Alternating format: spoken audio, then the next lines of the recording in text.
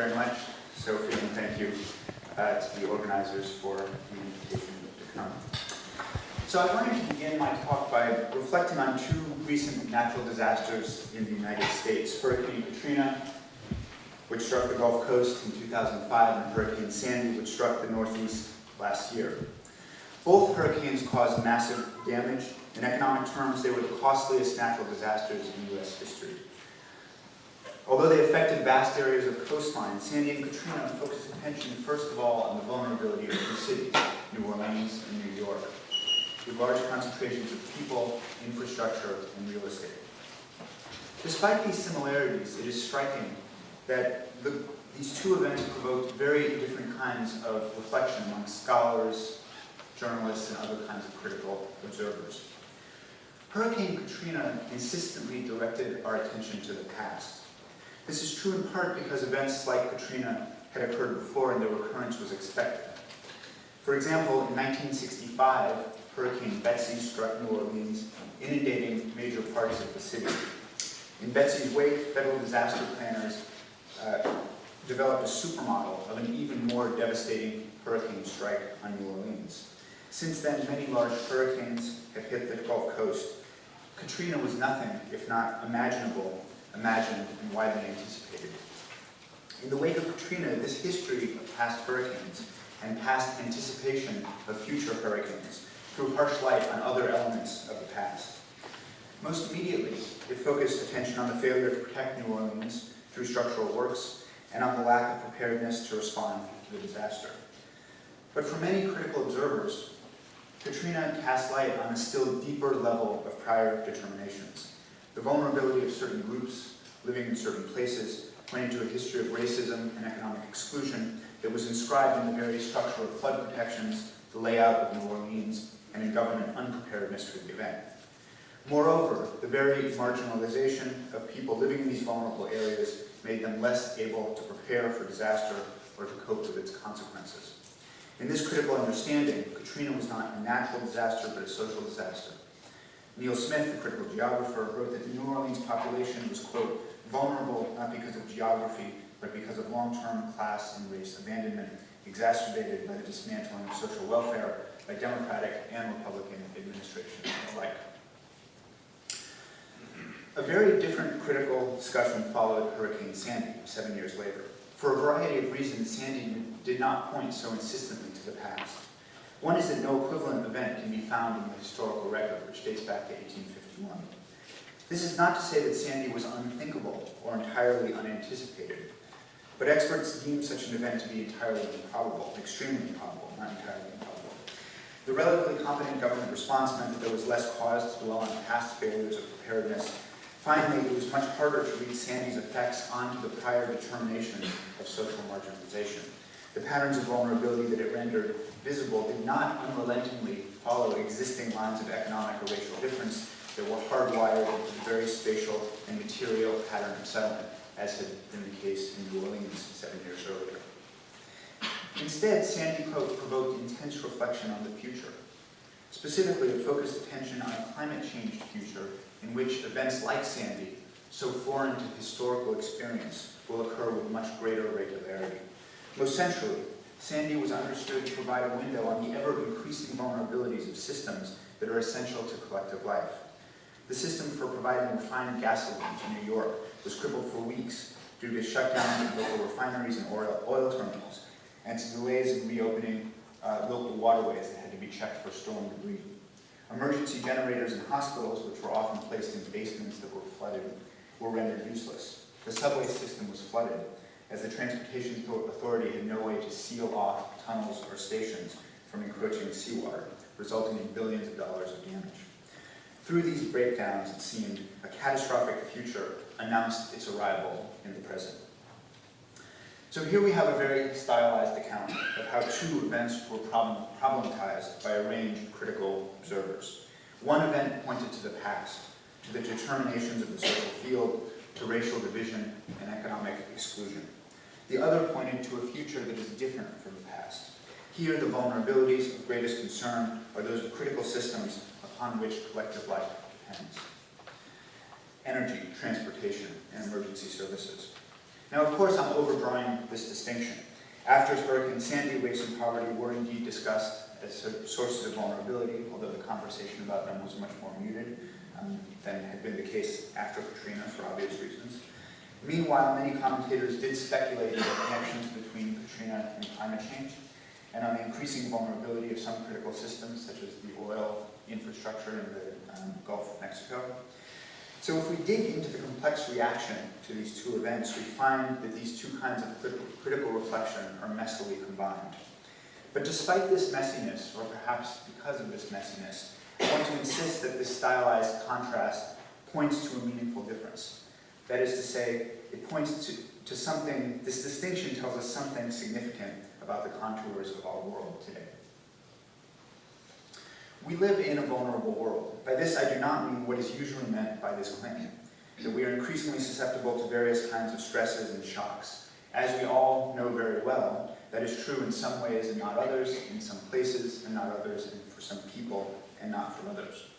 Rather, what I mean is that over the last 30 or 40 years, in an ever-growing number of areas, vulnerability has been identified as a problem that demands urgent action. Along with its obverse terms such as security, preparedness, or resilience, vulnerability is being made to do more work, to bear an increasing conceptual and practical burden. That said, as my initial examples were meant to suggest, there is not a single discourse of vulnerability. Rather, it seems to me that what we observe today is a kind of restless push and pull over different understandings of vulnerability and different ways to manage it. This push and pull often plays out on the level of technical understandings and technical practices, but it obviously has political and ethical stakes. So as an initial cut at this dynamic and contested field, I want to propose a distinction between two forms of vulnerability, two alternative ways, that is to say, that vulnerability is constituted as an object of knowledge and as a target of intervention. This is a version of a distinction that I've been working with in various ways for quite a long time, but I'm trying here to push it in slightly different directions. Now, the first form of vulnerability, the left-hand column here, can be traced to a familiar genealogy of modern liberal thought, as well as a series of reactions and counter-reactions to modern liberal thought. Phenomena that were previously understood as external visitations of fate, the products of mere chance, or of an individual's moral character were discovered to have social determinations. In the early 18th and 19th centuries, for example, maladies such as pauperism and famine were attributed to government policies that disrupted the self-regulated market. In the 19th century, statistical analysis established correlations between various pathologies of collective life and divisions that ran through the social field. This is a very familiar story. Disease linked to urban conditions in impoverished areas, life expectancy linked to social class, and so on and so on.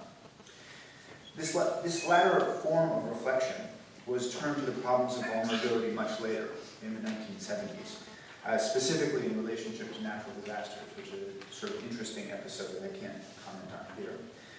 It was discovered, and continues today to be endlessly rediscovered, that the damage natural disasters inflict on people groups or even countries cannot be explained only by reference to physical or geographical factors. Moreover, it is due to patterns of collective organization and social differentiation. Correspondingly, prescriptions for managing this social vulnerability include a range of measures classically associated with the welfare state that address social marginalization. Measures to reduce extreme poverty, increase economic opportunities, expand access to healthcare and education, expand infrastructures, and so on. The second form of vulnerability, which is described in the right-hand column here, can be traced genealogically to developments in the military domain, initially in strategic bombing theory and then in nuclear preparedness planning during the early Cold War. Events like aerial bombardment or nuclear attack were understood to be external visitations, ruptures, or shocks with no precedent in past experience. Unmoored from the past, we might say that these were conceived as profoundly unsocial events. Knowledge practices such as system modeling, simulation, scenario planning, and exercises were invented to understand how these events would affect vital energy, transportation, and production systems upon which modern life depends. These tools of enactment then suggested measures to increase preparedness by reducing the vulnerability of critical systems, monitoring disasters as they unfold, and providing relief to victims. beginning in the 1960s and 1970s, which in both of these cases I think is a kind of critical conjuncture. These knowledge practices and government techniques related to system vulnerability, as I propose to call it, were taken up to address non-military problems, international development, natural disasters, public health, economic and financial regulation, as we heard last night, and domestic security, for example. In these domains, too, the paradigmatic concern was with events whose likelihood or consequence could not be grasped through reference to the social field: the super disaster, the outbreak of a novel pathogen, mass casualty terrorist attacks, or crises that threaten the financial system.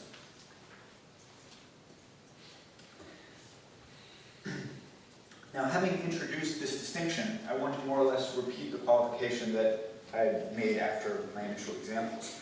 These two ways of thinking about vulnerability are obviously not mutually exclusive. Particularly in the last 15 years, we find many attempts to bridge these two forms, to connect them in an overarching framework. I think there are many interesting examples of this. But in other situations, this distinction demarcates lines of division and political contest. In such cases, these different kinds of vulnerability are mobilized to define oppositional identities, to struggle for resources, and to establish political legitimacy. So in the remainder of this talk, I want to offer a couple of examples of these dynamics by considering two areas: international development and natural disaster policy in the United States. The dynamics in these two domains are very different. I'm not trying to draw a sort of grand picture that connects them. I just want to sort of use these two different domains as test cases, as it were, to see what kind of purchase this distinction can provide for us.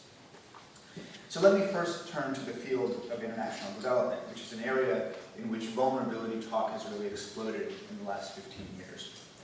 I want to focus initially on a curious recent attempt to link and reconcile these two kinds of vulnerability that I've outlined, and then I'll look at a case in which it seems to me that they stand in tension. So as I mentioned, it's really been in the last 15 years, in the wake of the structural adjustment experience of the 1980s and the 1990s, that vulnerability has moved to the center of development discussions. And here I follow a fascinating article that was published earlier this year by Jacqueline Best, a political scientist, in the Third World Quarterly. Its title is Redefining Poverty as Risk and Vulnerability. Now, in Best's account, two features of the structural adjustment experience pointed to the limits of the liberalization project and placed risk and vulnerability on center stage of development discussions. The first was the growing number of poor people in many parts of the world, despite the economic benefits that were supposed to accompany a more liberalized economic order. Here, liberalization was understood to encounter a limit in those individuals, groups, or even entire countries that proved unable to take advantage of market opportunities. The second aspect of the structural adjustment experience was the devastating effect of economic shocks and other disasters, such as natural disasters, even in countries that, according to the dominant prescriptions, were doing most things right.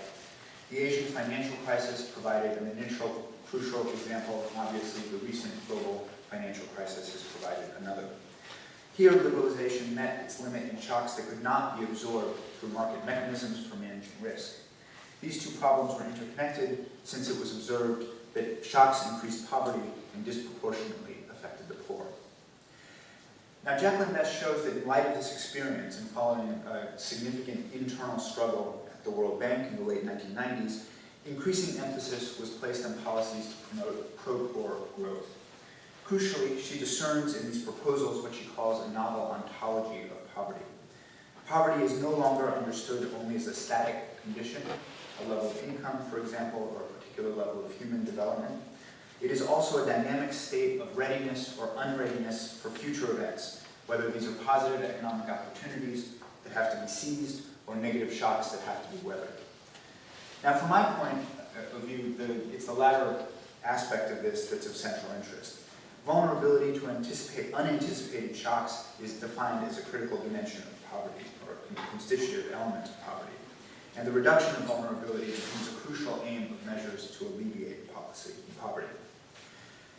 This point was foundational in the 2000-2001 World Development Report, which argued, quote, vulnerability to external and largely uncontrollable events, illness, violence, economic shocks, bad weather, natural disasters, reinforces poor people's sense of well-being, exacerbates the material poverty, and weakens their bargaining position. That's why enhancing security is key to reducing poverty. And so is reducing poor people's vulnerability to risks and putting in place mechanisms to help them cope with adverse shocks.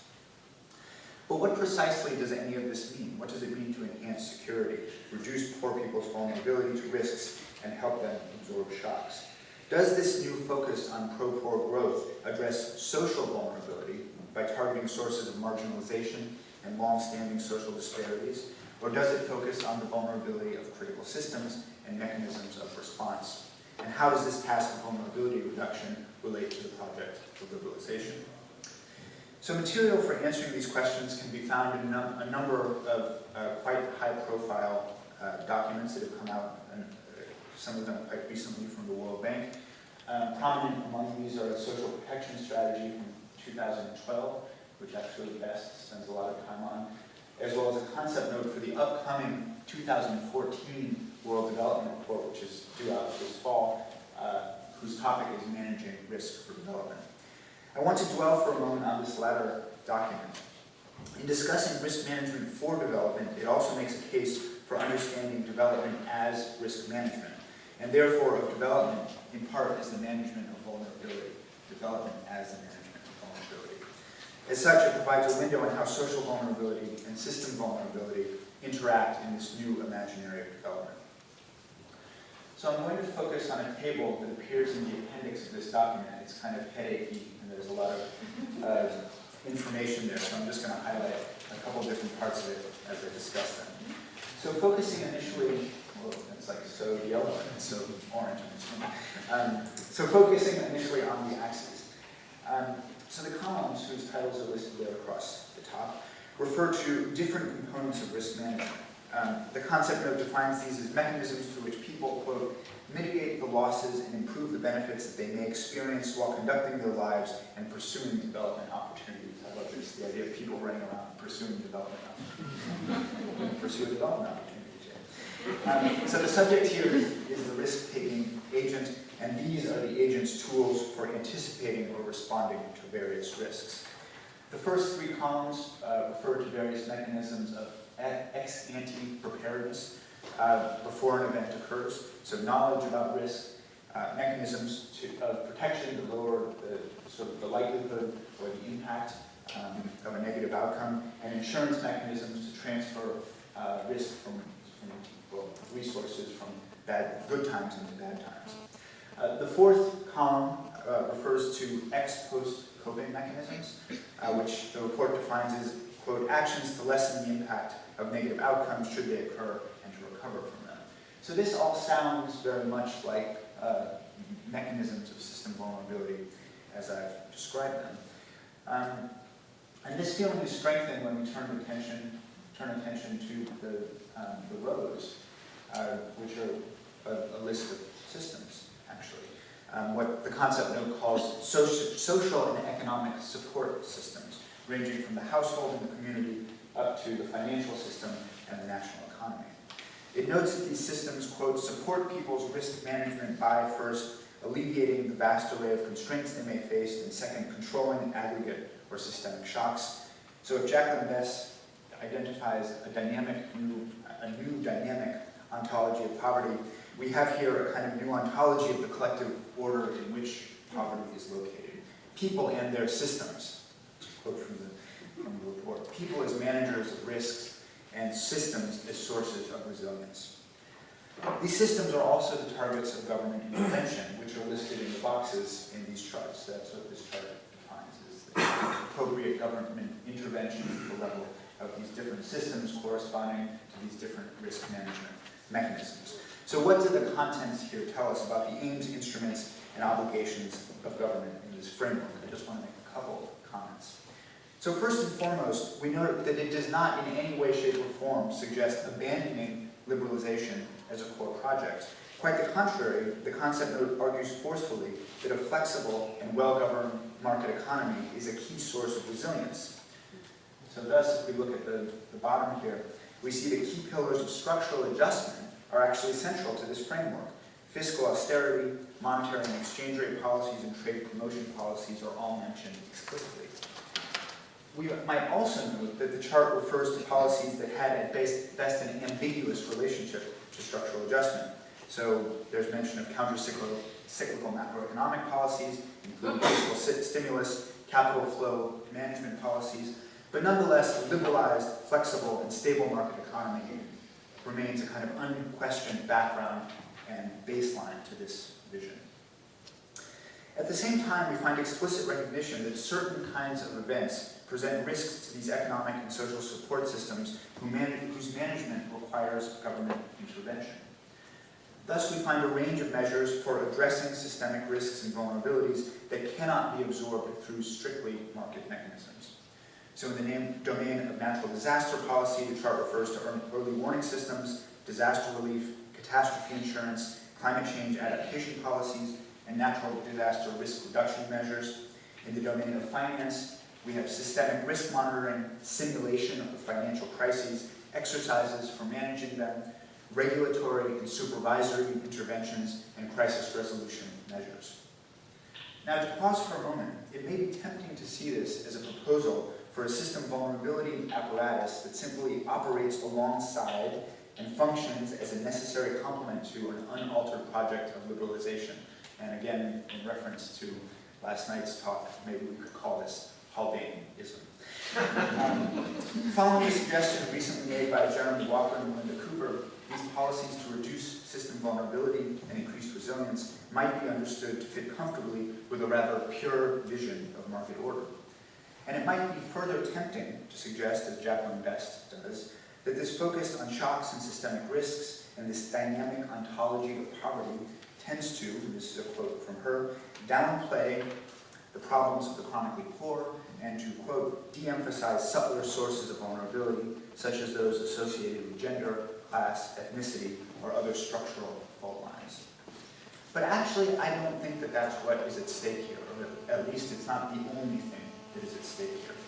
In fact, the problems of social vulnerability are absolutely central to this framework. Social marginalization is recognized as crucial to determining the vulnerability of individuals and groups to shocks and stresses. The concept note thus argues that, quote, people have limited income, assets, and other resources to acquire the knowledge needed to assess risk, self-protect, or obtain insurance against it. The poor are hence more vulnerable to potential negative outcomes, end quote. So if we turn back to the chart, finding the top levels of household, community, etc., we find a whole array of measures to directly address the social vulnerability of certain groups. These include investments in education and healthcare, subsidies for housing and higher education, broader provision of public goods such as infrastructure services. They also include regulatory interventions such as labor and consumer protections. What is striking here is that the classical elements of the welfare state reappear as instruments to address poverty conceived as vulnerability and risk. But this is not all. These documents explicitly point to gaps in traditional social welfare measures. It's one of the recurring and insistent themes of these documents, particularly because they did a poor job of targeting, quote, low-income countries and the very poor, the disabled, those in the informal sector, and in many cases, women, end quote. Measures such as cash transfers, which have been massively expanded across the world in the last decade, particularly in poor and middle-income countries, are cited precisely as new instruments of social welfare that better target these marginalized groups. Now, there's certainly some good reasons for skepticism here, and I'll get to a couple of them in a moment, but I do want to underline the work that is being done in these documents. Social vulnerability appears here as the form through which old norms and practices of the welfare state are re-articulated in a new problematization of development. Indeed, as Best documents, the idiom of social vulnerability and social risk was self-consciously fashioned by its advocates within the World Bank to provide new grounds for justification for traditional social welfare measures, economic regulation, and even redistributional policy that had been previously criticized as barriers to the functioning of a liberal market economy. The justificatory logic here is derived from a familiar moral economy. Its basic maxim is that collective institutions ought to intervene to assist people in circumstances that are beyond their control. So vulnerability here indexes precisely a set of problems that, as the concept note argues, are virtually impossible for individuals to handle successfully and therefore require government action. So in this vision, policies to address social vulnerability by targeting problems of marginalization and poverty go hand in hand with measures to address system vulnerability.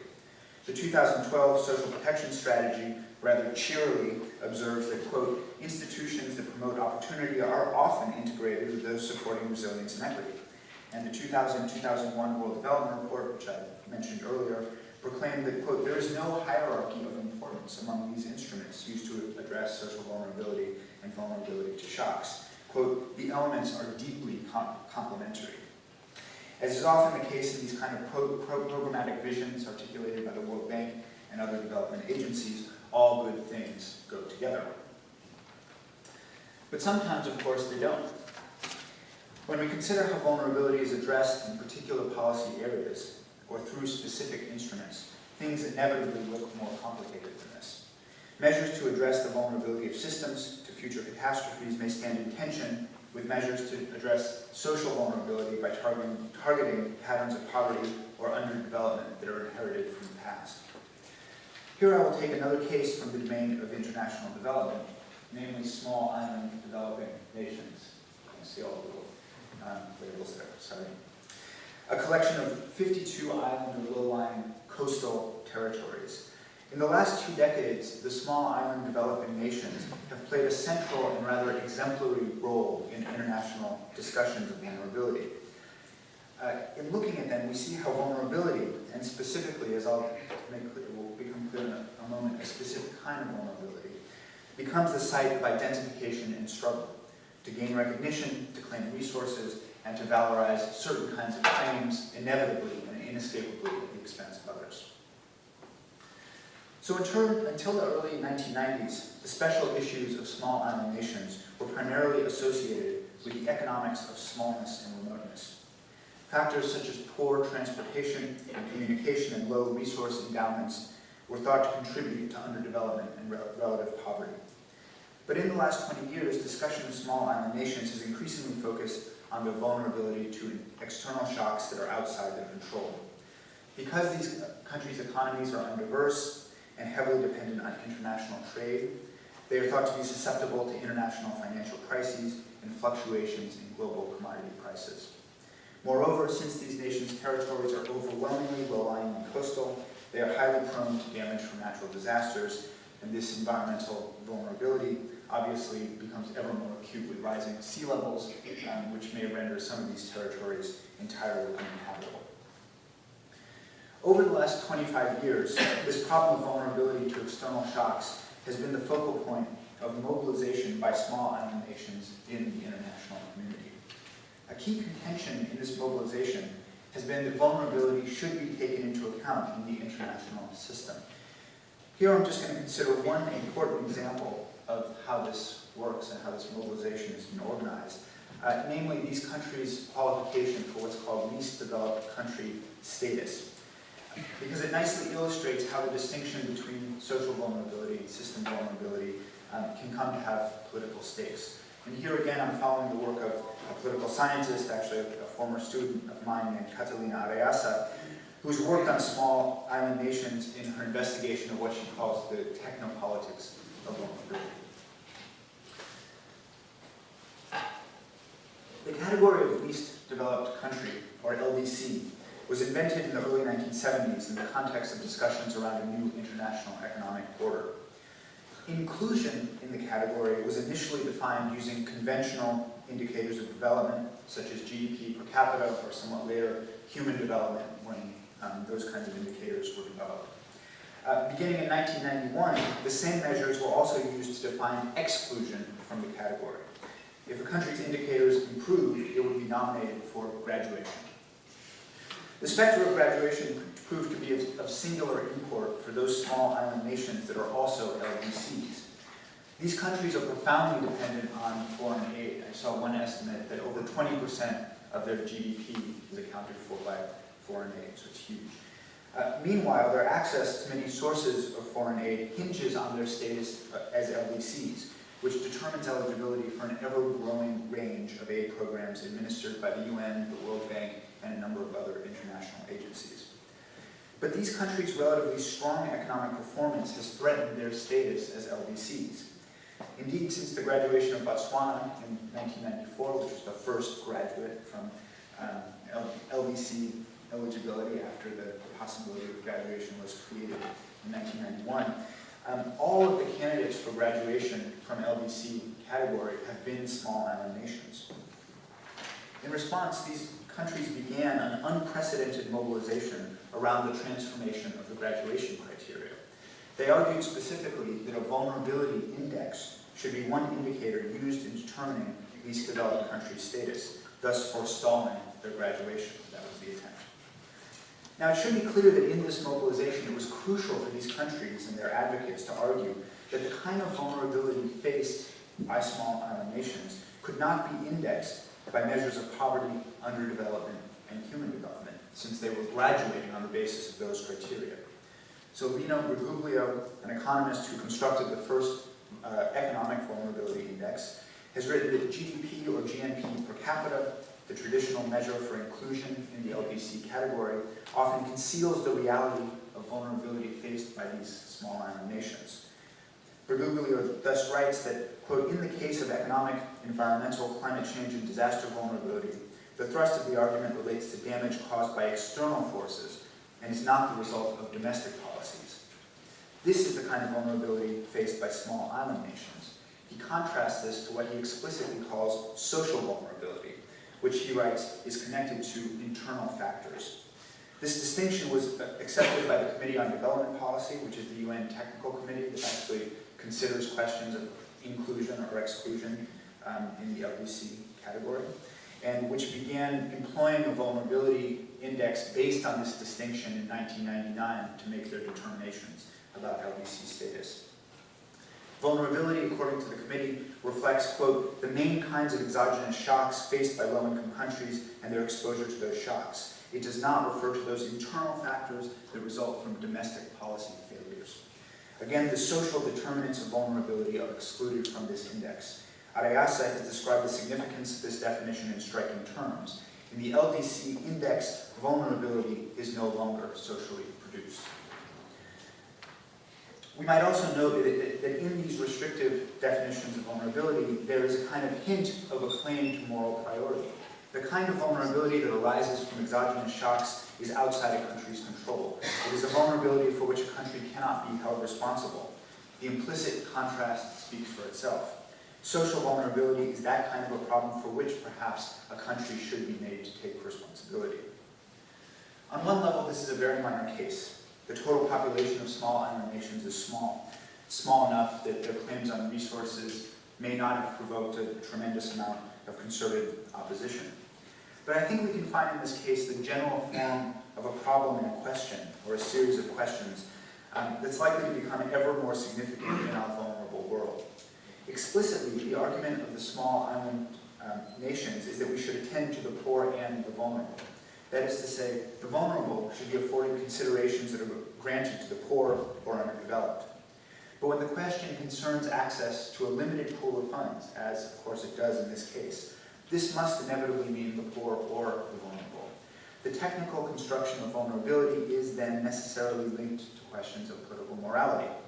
What claim does vulnerability to future catastrophes, here specifically distinguished from underdevelopment and poverty, the sources of social vulnerability, have on the allocation of resources? What is the moral standing of each form of vulnerability? Should the historical wounds of poverty and underdevelopment cede ground to the as yet uninflicted wounds of future catastrophes? Let me leave the scene of development and turn, if only very briefly, to a final example that cuts these issues in a different way. It brings us back to the United States and to Hurricanes Katrina and Sandy. This is Connecticut. I began this talk by drawing a contrast between the critical reflection that followed these two events. Hurricane Katrina, I said, was understood through the lens of social vulnerability, Sandy through the lens of system vulnerability. But if we turn our attention to the dominant governmental responses to these events, this distinction breaks down. The official report on the federal response to Hurricane Katrina focused on breakdowns in governmental response to the disaster and proposed a national preparedness system to address even more devastating future events. Meanwhile, the reports that followed Sandy could point to a highly competent government response, and they focus instead on planning reconstruction in a way that emphasizes resiliency. But in either case, system vulnerability rather than social vulnerability provided the dominant lens for governmental assessment of these events. It is the future rather than the past that is at stake in them. Questions of poverty, inequality, or social marginalization barely make an appearance in either one. But these latter issues have returned in rather curious ways, particularly in the wake of Hurricane Sandy. Here I want to mention just one that relates to another instrument for governing vulnerability, catastrophe on which I've actually done a lot of work, namely insurance mechanisms for absorbing the financial impact of disasters. Since 1968, the United States has had a national flood insurance program. In its initial conception, the rates charged for policies were supposed to reflect the risk of living in a certain place. The logic here was that the mechanism for providing security through indemnification, i.e. compensation for losses, would also serve as an instrument for vulnerability reduction.